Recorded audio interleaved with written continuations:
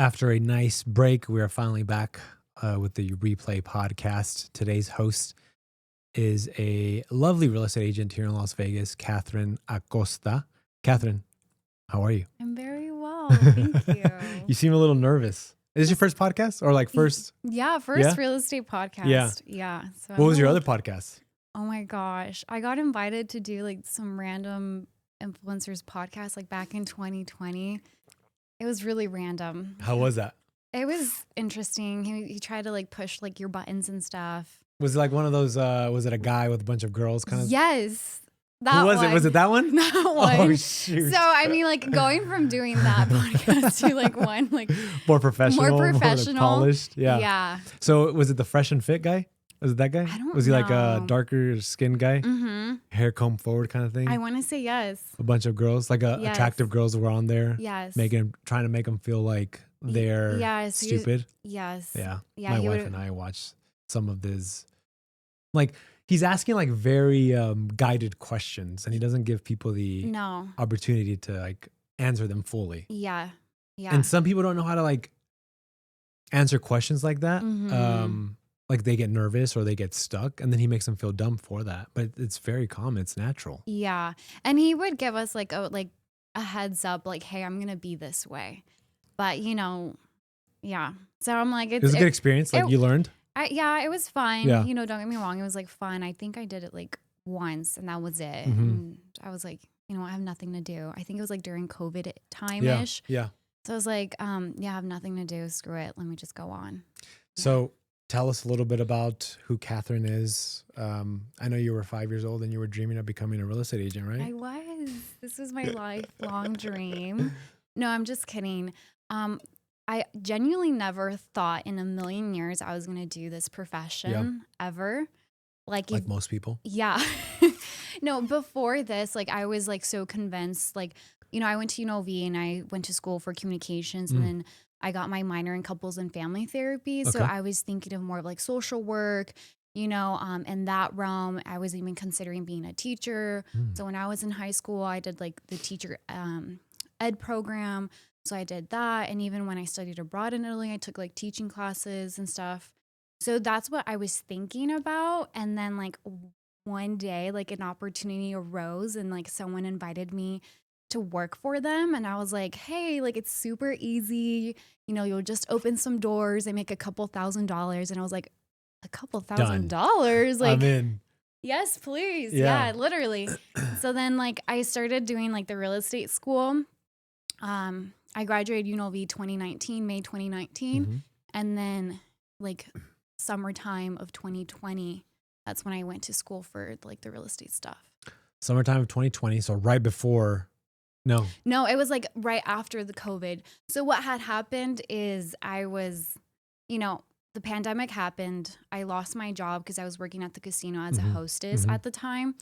And then like we went back to work and I hated it. Like people were so rude, so inconsiderate. They're like, just getting mad at me for, all these new rules. I'm like, it's not my fault, so I'm just doing my job. Literally. Yeah. And then I just did not like it. And I decided to like put my 2 weeks in. And usually I don't do that. Like I always put my 2 weeks in once I have another job, but I was just so over it.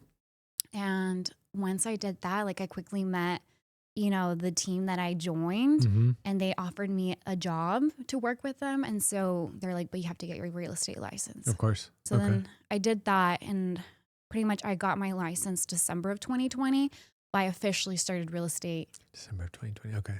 I officially started January 4th, 2021. So that was like my first day. Yeah. My first day, like the first Monday. So let's pause right there. Let's talk about what you were doing prior. Cause so I saw, obviously I know you. So I saw like pageants and like beauty stuff. Talk a little bit about that. I want to know how you got into that. Yeah. And just, how that happened.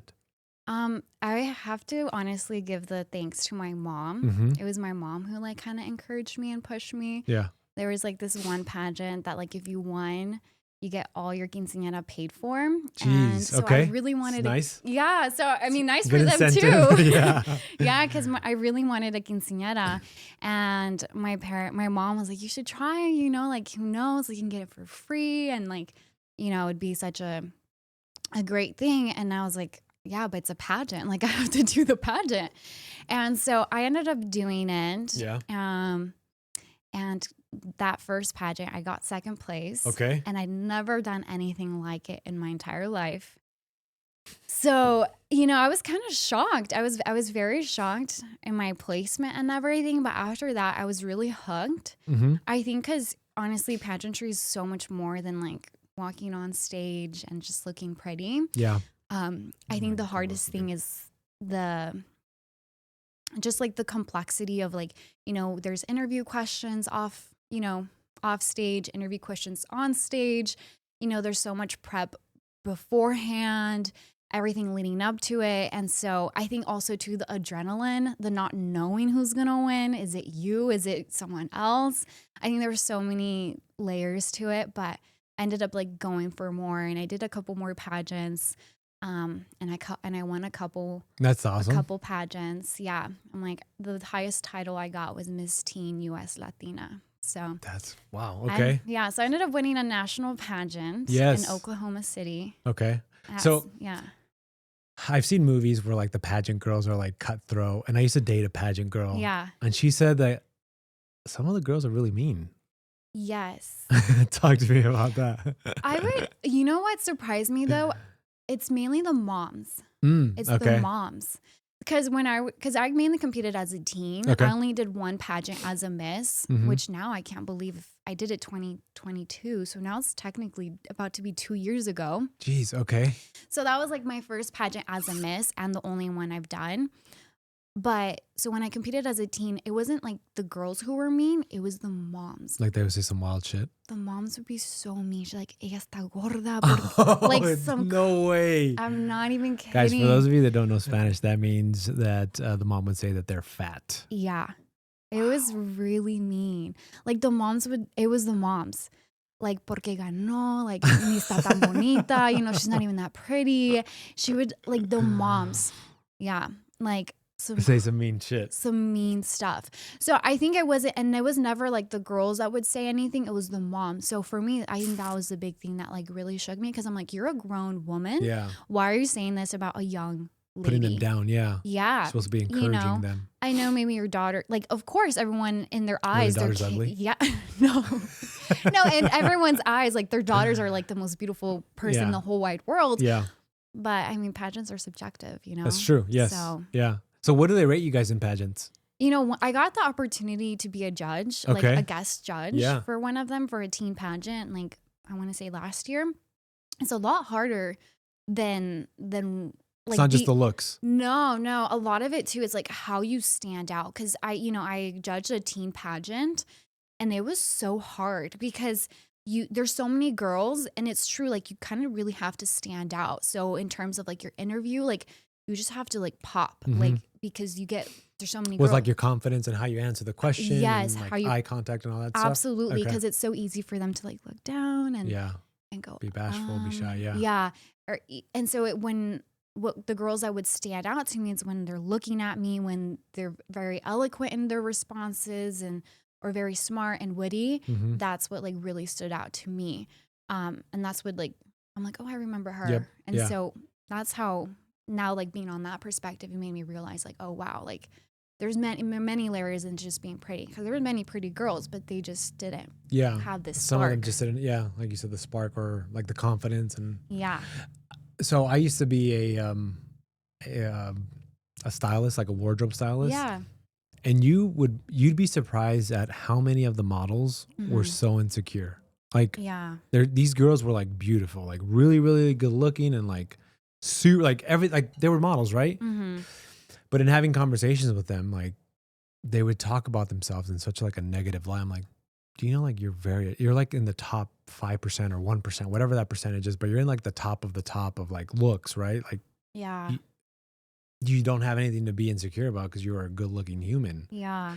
It's crazy to me. Like, does that get instilled like at childhood, like in their childhood, like, okay, like you're not good enough, or is it social media, or is it the industry that they're in? I think it's a combination of both, or like everything all at once. like I was bullied when I was a little girl for like the dumbest things, you know? And so that like always like stays in the back of your mind, Yeah. you know? And so I think growing up, you're just exposed to like more, you know, and there's a lot more beautiful people in the world and like, you know, but I think we're all individually unique. I think a lot of thing too is like, you know, being in a pageant, like you're literally signing up to being judged and critiqued in some shape or form, you know? And then I think ultimately too, when it comes to modeling, so I've done like gigs and whatnot, but they'll like tell you like, if you're not this size, if you're not this height, like you're not in for the gig because they have a certain they need to have the mold, the model, that you need to fit. So I think like sometimes you just like self-sabotage and like critique yourself because I'm like, well, I'm not this, you know, and then, but it's like, but there's hundreds of other jobs, you know, like maybe 100%. this is not the job for you, but maybe there's other jobs that will match up. So I think it's like a combination of everything. Yeah. So you've done pageants for a total of how long? Oh my gosh. I want to say like from like 14 was like my first one up until like I was like 16, almost 17 is when I was doing them.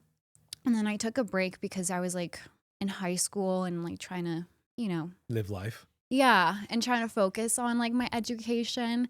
And then like I still missed it very much. And so that's why like recently, I think back in 2022, I did a Miss pageant. So that was like the first time. Miss pageant is like the Miss division. Okay. Yeah. Is that like after teens? Okay. Yeah. So I did the Miss division. I did like Silver State here. It was like a preliminary competition. And then I got to do like Miss Nevada USA. So that was one thing I really wanted to do always. That's awesome. Yeah. Do you have to like win something to get into that, or do you have to, or you're allowed to go in? No, you're allowed to just like essentially like buy like your ticket in? Your ticket in. Because you have to, like, a lot of people don't know this, but you literally have to pay. They're expensive. Like it's expensive to be a pageant girl. Expensive. Yes. Like I literally had to pay to compete. That's you know? Crazy.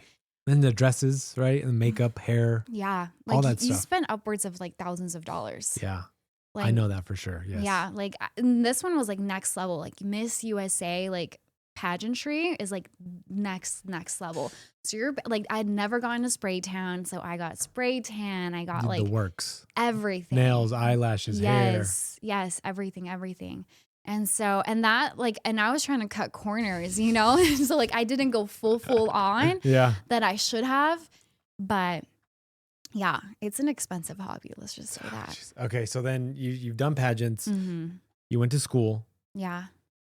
Before you graduated or after you graduated, were you already a realtor or you were starting to be a realtor? No, this is after. Okay. After graduation. Yeah. After. 4 years at UNLV? Yes. Okay. Yes. But I had a very interesting. Okay. Like, so talk to me about that. Yeah. It's been very interesting. Like my life is, I feel like I've had many lives. Yeah. Like I've lived many lives. Because, you know, when I was in high school, I technically, when I graduated high school in 2017, I had half a bachelor's degree. Yeah. Jeez. So I had like 60 credits of like college credits. So were you just always taking college? Freshman, give me all the credits you can get for college. Yeah. So pretty much what happened is junior year of high school, I went to CSN High School. Okay. So the community college here. I was in like dual enrollment. So I was taking high school classes and college classes at the same time. And pretty much, yeah, like by the time I ended up graduating from high school, I had half a bachelor's, pretty much an associate's degree. And so when I went into UNLV, literally right after high school, I was in like 400 level classes. So mind you, like I'm literally an 18-year-old fresh out of high school and like these college classes with like 20, 30-year-old like college students and 400 level classes. And I'm like the youngest one. And I'm just like, what am I doing here? You're like, how did I get here, son of a gun? Yeah. And I was like, shit. Okay. So then 60 credits. You went into college. Yeah. Did you know you wanted to do communications or was that just something you kind of like, oh, I'll just do that? Yeah. Cause when I was. Because what was your emphasis with communications? Like, what did you want to do? Well, at first I wanted to be like a psychologist. I love talking to people and, you know, and then I was meeting with like counselors and whatnot. And they're just like, honestly, like that's not going to work unless you want to get your doctorate's degree. Like you're not going to make a living like getting like, you know, your bachelor's. Yeah.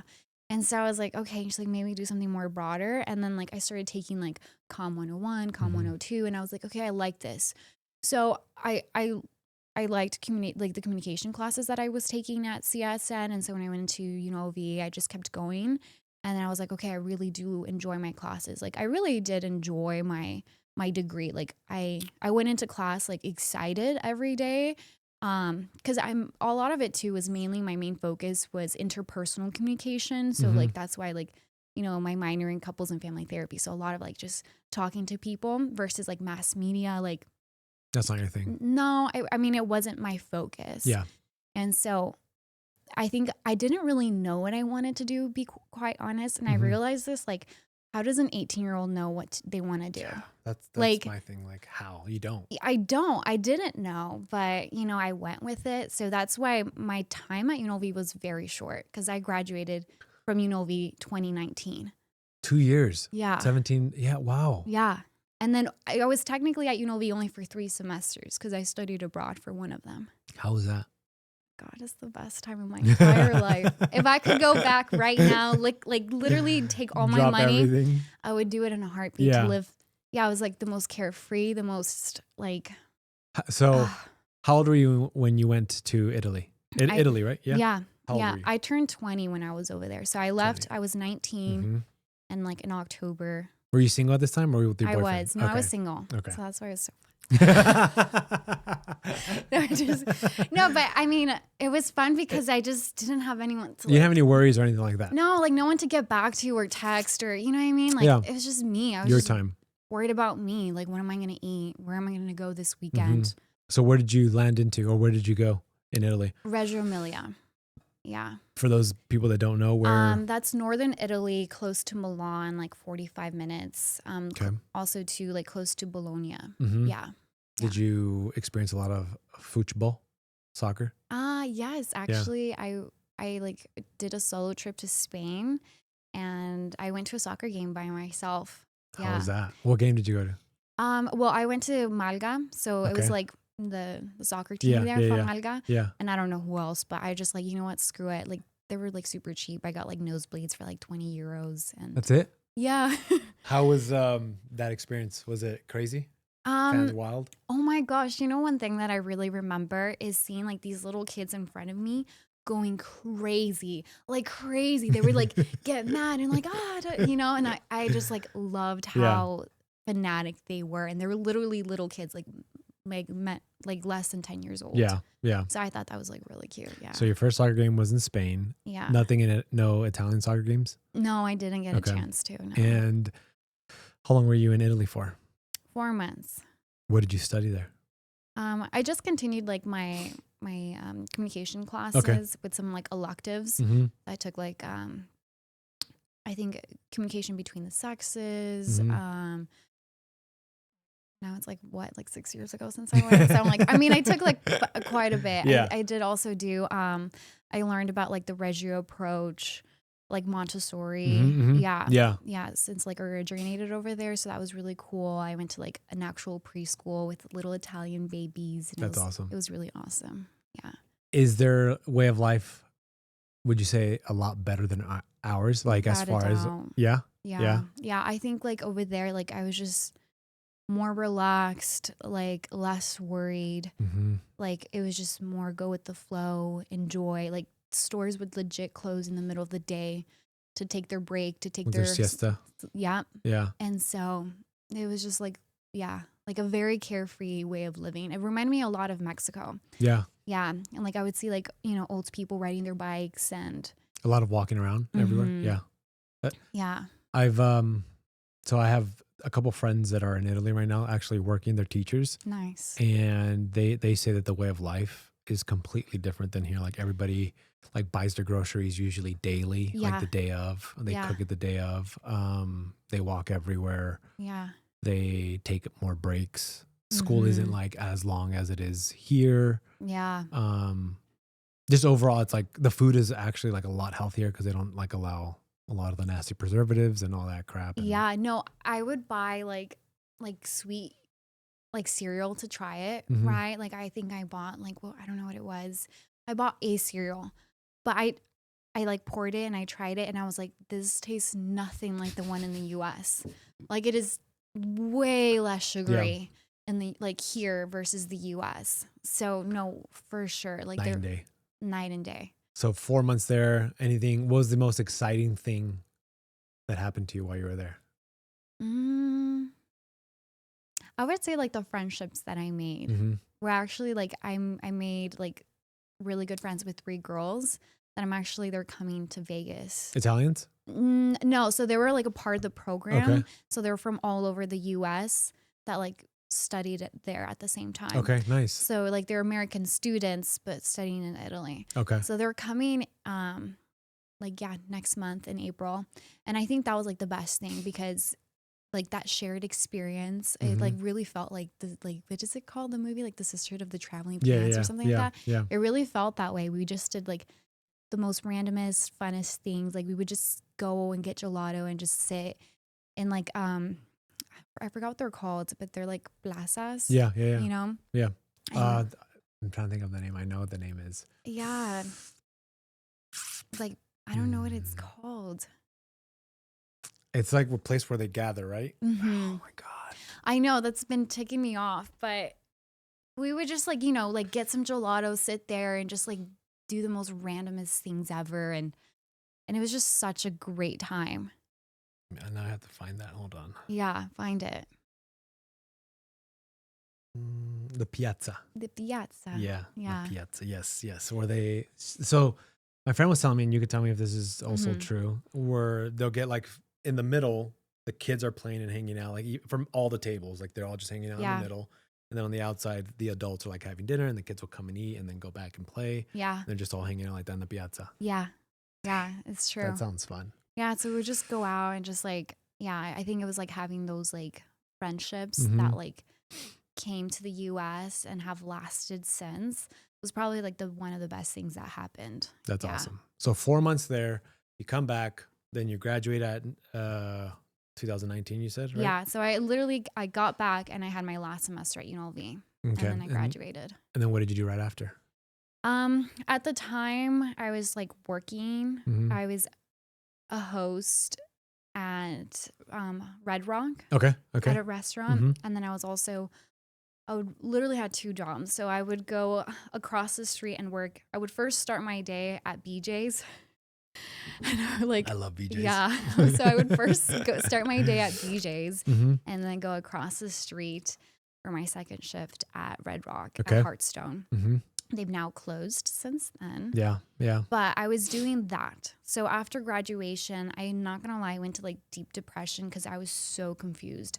I went from like this ultimate high in my life of like living in Italy, doing whatever I wanted and just going with the flow of life to like the American, like go, figure shit out. And then my parents are strict. They're on my ass again now. And they're like, you can't do that. You can't do that. I'm like, and I had all this freedom and now I'm like closed in and I graduated and I'm like, what do I do? I graduated at 20 years old. I couldn't even like go and party and like celebrate the fact. That's crazy. And so I was just like, what do I do? Like, I was just so confused. And so, I just like. You didn't know what, it was just a dark time for you. Yeah. And then I would apply for jobs and like nothing would stick. Like I would send applications after applications and just like nothing stuck. And so then the pandemic hit and I was like, okay, What the hell? Yeah. And so that happened.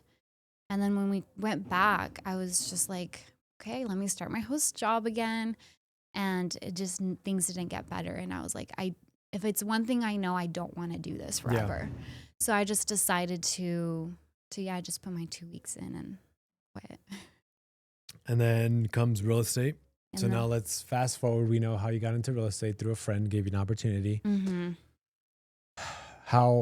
When was your first official year? Last year as a realtor? No, so 2021 was your first official year. My first official year. Like I technically got my license in December, but I was like, let me just wait after the holidays and all that stuff.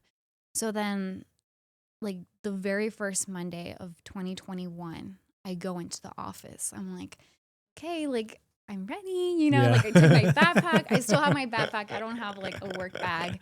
And I was like, let's do this. And We're a realtor. Yeah. And then what happened? How, like, what was your experience the first year? Like, if you had to sum it up in one sentence, what would that experience be? It was honestly really, really tough. Yeah. For many reasons, because it was like a great year for buyers because the interest rates were stupid low. Yeah. One of the first loans I closed was like 2.75. Yeah, that's crazy. You know, and then soon after that, I started seeing it go up. But it was still like overall the whole year had great rates. And I ended up closing 15 transactions. That's awesome. Yes. But it was definitely so hard. I felt like because I would have to show like nonstop. Like because of the bidding wars. Yeah. I had one client I took to show on one day and I showed like 10 properties. 10 properties one day for just one client. And we had already submitted over 15 offers. And oh my God. Yeah. And I was just like, it was like, honestly, I would say my first year of real estate was the most exhausting thing ever. Yeah. I was exhausted because at the end I said, if this is real estate, I don't want to fucking do it. I was like, I'm sorry, but this is so much. I'm over this. I'm over bullshit. it. Yeah. Because, there was nothing was certain. Yeah. Honestly, I can say like vast majority of my transactions closed. Like maybe one or a couple like fell out that year. But for the most part, I like pretty much all of them stuck and closed. But it was scary not knowing if it was or it wasn't going to close and having to manage that and just show so much. I was pretty much a showing agent like my first year. So it was that's what I get from a lot of buyer's agents. It was very, very exhausting because the amount of houses that you had to show to get an offer accepted. And then if your clients didn't have money, like if they just had enough money for their down payment and closing costs, and now it was crazy. I honestly, but I can say like I'm really proud of myself because I managed to get 15 deals under contract and sold. Great.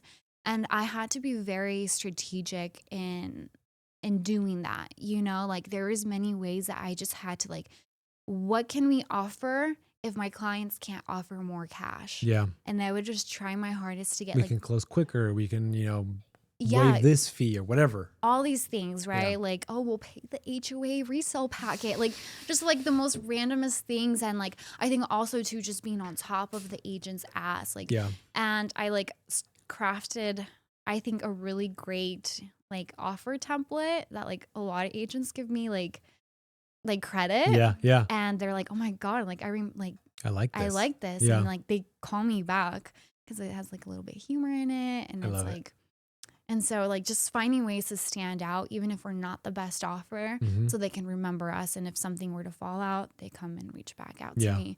So, I mean, it was tough, but I think overall it was very rewarding. And if anything, gave me perspective that I am capable of this job because there's so many layers to it. 100%. So would you say it kicked your ass? It did. Like it was a good workout? It did. It taught me so much. It still teaches me so much. I think that's the one thing. So then shifting into 2022, how was that for you? Was it completely different? Because obviously the whole mortgage and real estate industry changed with rates and it just slowed down everything. So what was 2022 like for you? So I ended up parting ways that year. Yeah. With like my first team. And I went with another team. Okay. And that was the year too that like I did pageants again. But it was really weird because I had like still half of my like closings were from the first team. Yeah. From that year. And then the other half was from my new team. But sometimes I don't even know how to describe it, but I feel like I'm in this industry by like the grace of God. Yeah. Oh, I don't want to cry. It's okay to cry. You're fine. Because like, I found deals and I made them happen. And I think like, I would ask like, this shit's hard. Like this shit's hard, It really is. And I think the thing that's hard is like the not knowing because I would have clients and like they're willing to, but then sometimes like their plans change and like I have to be understanding. But at the same time, it's like, shit, like where am I going to find my food, you know, to like eat and all that stuff. And I never ever project that onto them, like, because that's just not professional or appropriate. But like I would go home and just question, like, is this really what I'm supposed to be doing? Because it hasn't been easy, like in terms of like my commission pay structure and just like trying to figure out like my rhythm and my flow.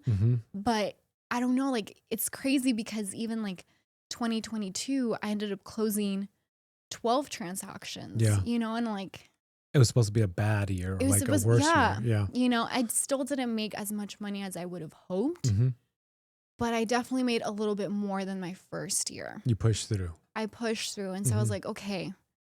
And then again, like last year, I was just like, oh my gosh. Where am I at? What am I doing? Yeah. Yeah. I think that's one that's very brave that you shared, because a lot of people they won't share like the struggles of real estate. And they don't know, like, if you don't close a deal, you don't make shit. You don't. Yes. You know, and I think that's why I want to like be really transparent about it. But because you can cry, it's okay.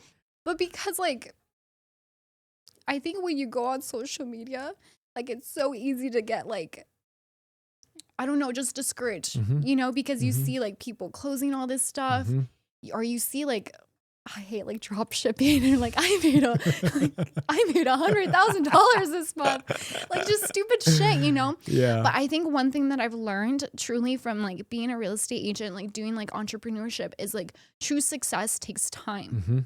Like it's not going to be an overnight thing, and even if sometimes you come by money quickly, you go through money quickly.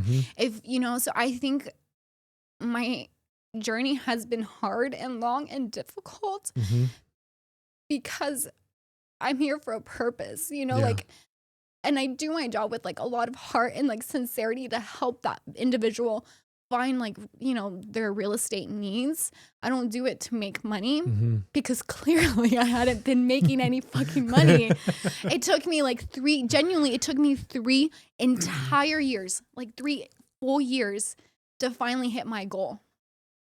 And like, I wanted to quit every single year. Yeah. Every single year. Even last year, like 2023, like I legit interviewed at jobs. I was like, you know what? I'm over this. I'm sick and tired of this. Like I didn't close any of my deals until like half of the year. Like I started making all my transactions happen from August until December. Geez, that's like the ending of it, like coming to the end. Yeah. And that's when like rates were the highest too. Yeah. There you go. Wow. Yeah. Okay. Yeah. So I kind of went through something. First, thank you for sharing. Yeah.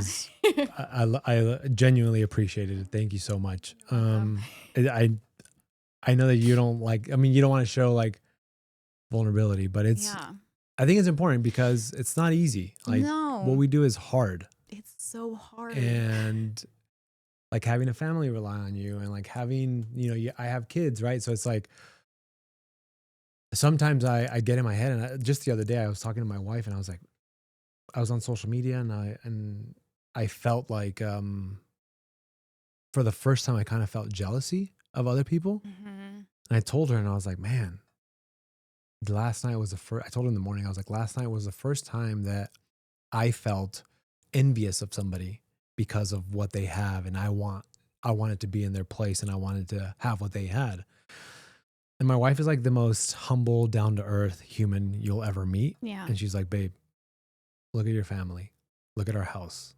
Look at what we've built. Look at everything that we have. Yeah, well, you might not have made as much money as you wanted to.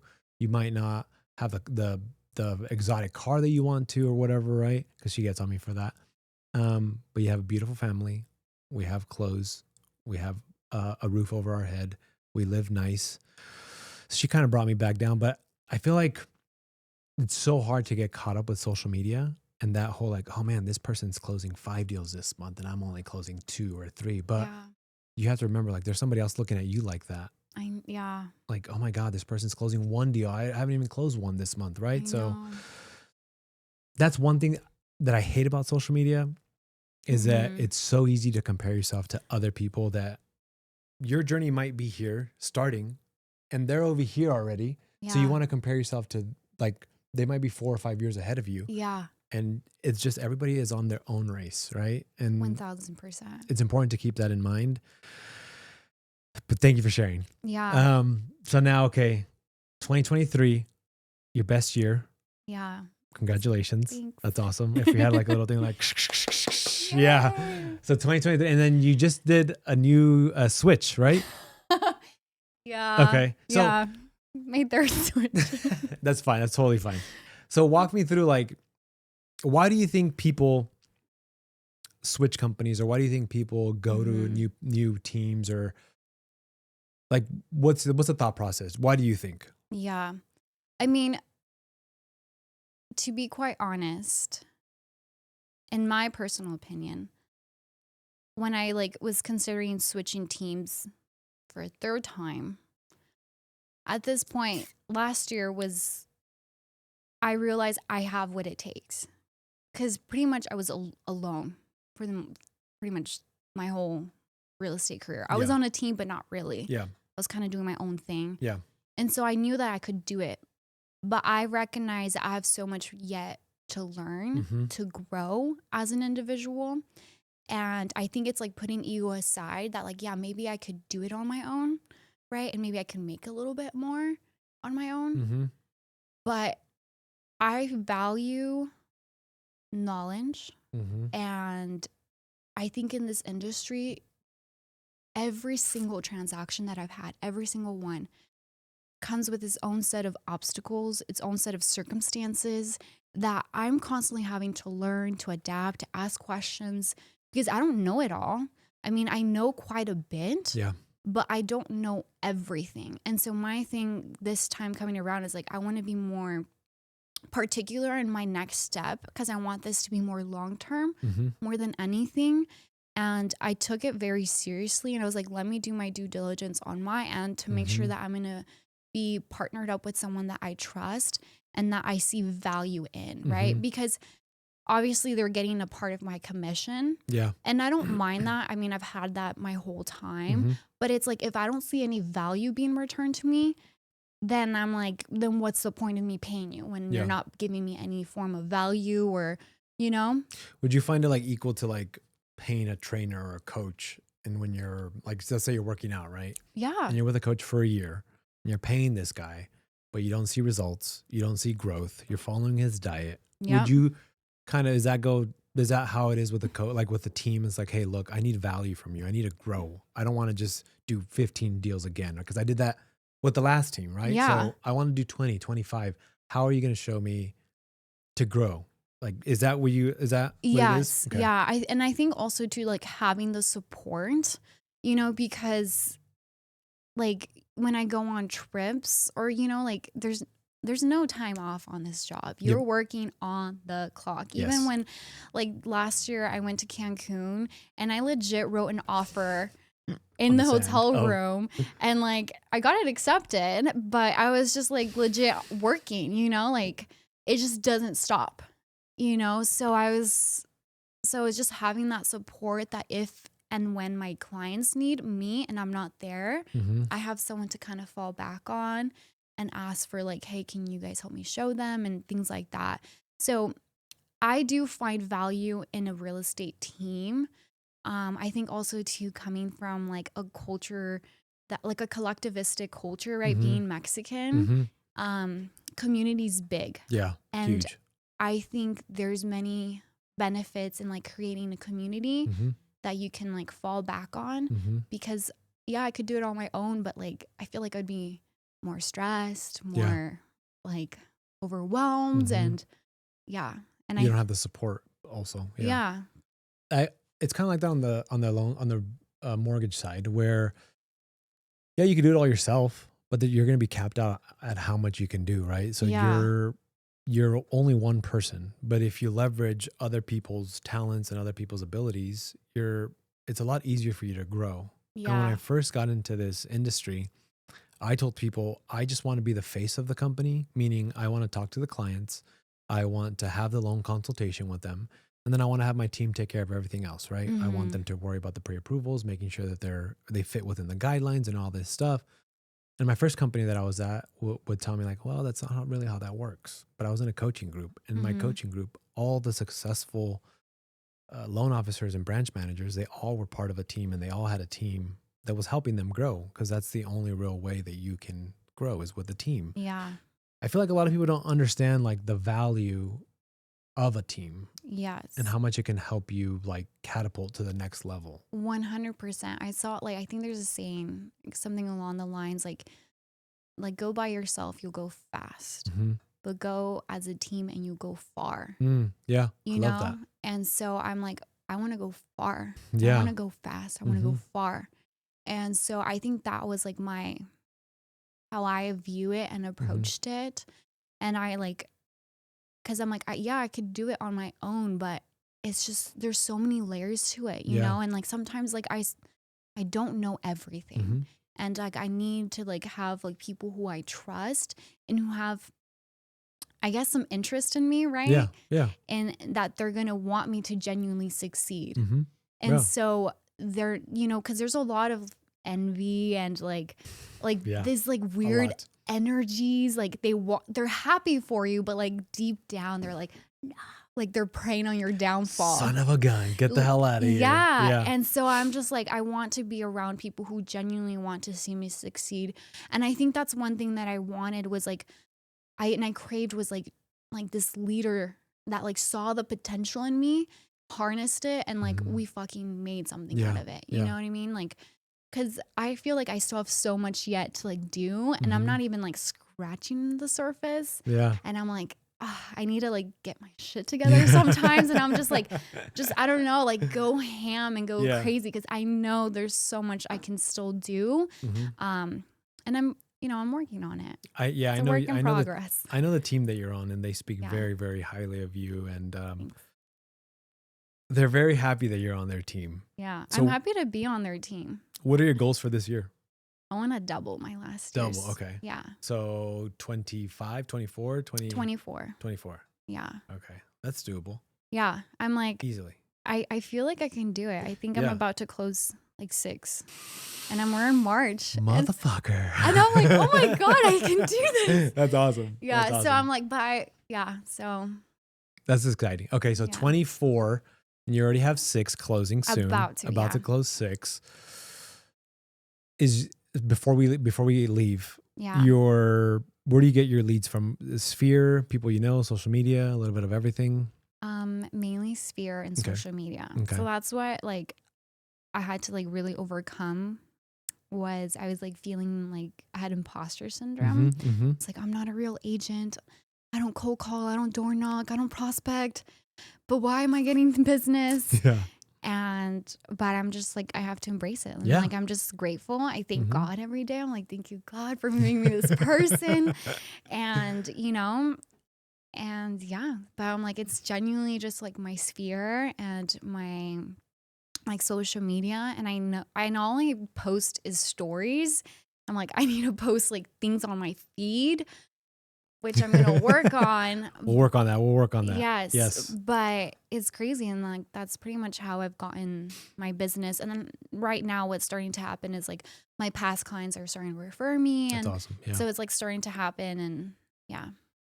So how can people find you on social media? Where can they find you? I know that your handle's up there, but is it only, that's for Instagram. Is there any other place that they can find you, or people want to email you or reach out to you for business because they like your personality? How can they reach you?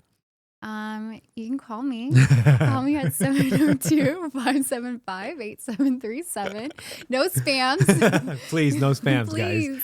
No weirdos either. No. But yeah, no, reach me on like social media. My email is, I'm still trying to learn it. Oh, because it's new. It's a new one. Yes. Okay. What is it? It's Katherine A at Willow Manor lv.com. There we go. Okay, awesome.